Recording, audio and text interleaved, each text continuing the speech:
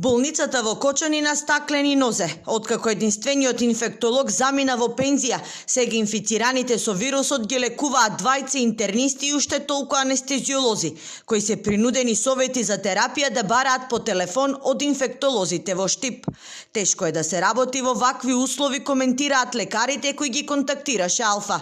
Велат, притисокот е огромен, работиме со пациенти за кои не сме обучени. Дека состојбата е загрижувачка и има недостиг на кадар, признава и директорот на болницата, кој минатиот викенд и пред министерот кажа дека во лекувањето на ковид пациентите најзаслужна е телефонската комуникација.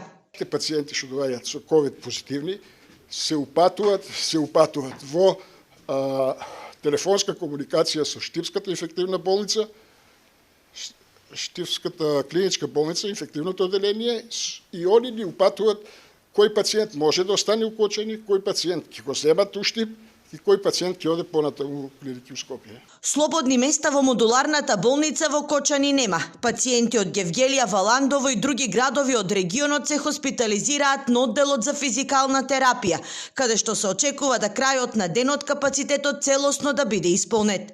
Единствено слободни места околу 10 има на интензивна нега, а во дневна амбуланта со симптоми на вирусот се прегледуваат од 100 до 200 пациенти.